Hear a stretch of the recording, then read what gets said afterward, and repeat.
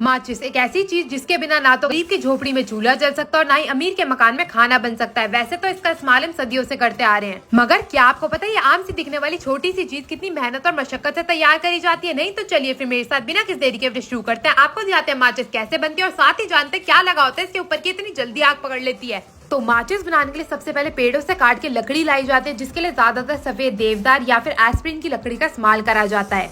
और फिर इन्हें बड़ी सी आरी वाली मशीन से काट काट के इनके छोटे छोटे टुकड़े करके रख लिए जाते हैं। आप यहाँ पे देख सकते हैं, यहाँ पे देवदार की लकड़ी का इस्तेमाल करा जा रहा है, जिसके छोटे छोटे बॉक्स काट काट के रखे जा रहे हैं। लकड़ियों के छोटे छोटे टुकड़े काट लेने के बाद इनकी बारी आती है इनका छिलका उतारने की। तो जितना भी बाहर का छिलका होता है उसे उतार के अलग कर लिया जाता है और जो अंदर की सफेद नई लकड़ी होती है उसका इस्तेमाल करा जाता है। अब एक एक करके इन बॉक्स वाली लकड़ियों को लिया जाएगा और इन्हें डाला जाएगा बड़ी सी रोलर वाली मशीन के अंदर। इस मशीन के द्वारा इनकी पतली पतली लंबी लंबी शीटें करी जाएंगी, मतलब इसे बिल्कुल बढ़िया तरीके से पील कर लिया जाता है। आप यहाँ पे देख सकते हैं पेपर जैसी इसकी शीटें बन के तैयार हो जाती है और एक एक करके इन सारी शीटों को जोड़ के रख लिया जाता है। अब ये जितनी भी पील निकल के तैयार हुई थी, बारी आती है इसको बिल्कुल बारीक काटने के लिए। तो उसके लिए सबसे पहले इन्हें एक लंबी सी मशीन के बाहर लगा दिया जाता है, आप यहाँ देख सकते हैं। और ये जो बचे कुचे टुकड़े होते हैं ना पहली वाली थान के, उन्हें भी काट के अलग कर लिया जाता है और फिर इसे मशीन में आगे की ओर डाल दिया जाता है। साइड से इसका जो हैंडल है वो घुमाया जाता है और फिर ये जो आगे की तरफ आप ये छोटे छोटे टुकड़े देख रहे हैं, ये होती है वेस्टेज, जिसे निकाल के अलग कर लिया जाता है और फिर मशीन को बिल्कुल अच्छे से फिट कर दिया जाता है। अब इस तेज धार वाली मशीन की मदद से सारी की सारी जो पील करी हुई लकड़ी की शीटें थी वो तिल्लियों में तब्दील हो जाएंगी।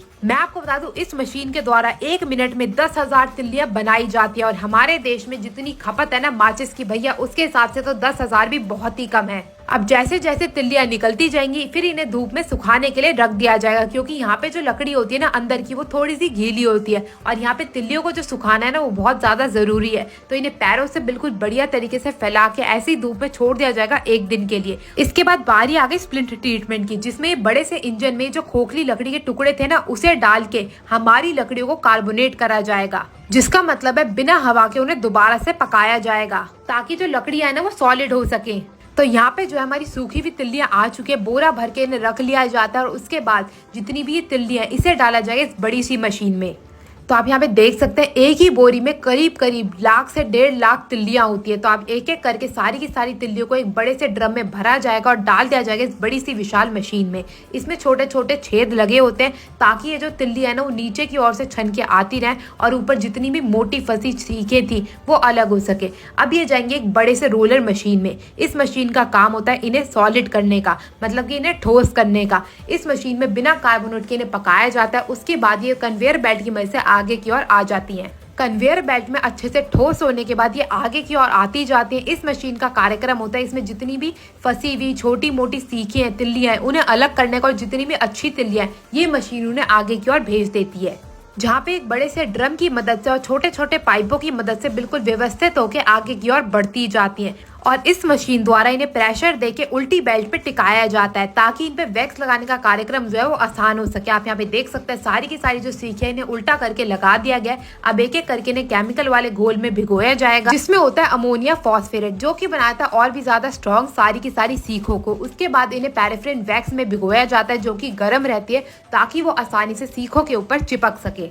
पैराफिन वैक्स जो होती है वो जिलेटिन, फास्फोरस और पोटेशियम क्लोराइड से बनती है। इसी की मदद से सारी की सारी जो सीखें हैं ना वो इतनी जल्दी आग पकड़ लेती हैं। तो यहाँ पे अच्छे से सीखों को वैक्स में डुबोने के बाद इन्हें एक रोलर वाली मशीन से घुमाया जाता है ताकि जो वैक्स है वो ठंडी हो सके और सीखें भी बिल्कुल अच्छे से उन्हें अपने अंदर ग्राइंड कर सके। और जैसी सारी की सारी सीखें सूख के तैयार हो जाती हैं, इन्हें भर लिया जाता है एक बड़ी सी बोरी में। तो यहाँ पे जो हमारी माचिस की तिल्लियां बन के तैयार हो गई। बारी आती है पैकिंग की। तो पैकिंग के लिए सबसे पहले जो अंदर वाले डिब्बे होते हैं वो लिए जाते हैं और इसी मशीन के ऊपर डाल दिए जाते हैं। अब इस मशीन से एक और से डिब्बे आगे बढ़ते रहेंगे और यहाँ पे बारी आ गई तिल्लियों की। तो तिल्लियों को भी इस मशीन द्वारा ही काउंट करके आगे की ओर भेजा जाता है कन्वेयर बेल्ट की मदद से। तो आप यहाँ पे देख सकते हैं अब एक और से सीखें आती रहेंगी और नीचे की ओर से जो डिब्बी है उसके अंदर सीखें गिरती रहेंगी। और ये बारी आ गई अब आउटर कवरेज की। तो आउटर कवरेज की जो पैकेजिंग होती है उसको भी डाल दिया जाता है। अब एक और से सीखें भरी अंदर की डिब्बी और एक और से जो बाहर वाली डिब्बी है वो आती रहेगी। अब सीख वाली डिब्बी को बाहर वाली डिब्बी के अंदर डाल दिया जाएगा मशीन द्वारा ही, और मशीन द्वारा उन्हें पैक करके जो ये हमारी माचिस की डिब्बियां हैं वो बन के हो जाएंगी बिल्कुल बढ़िया तरीके से तैयार, और तैयार हो जाएंगी आपके घरों तक आने के लिए। आपको ये वीडियो कैसी लगी मेरे को जरूर बताइएगा, और अगर ये वीडियो पसंद आई हो तो इसको शेयर करना ना भूले। मैं मिलती हूँ आपसे अगली वीडियो में, तब तक के लिए जय श्री राम।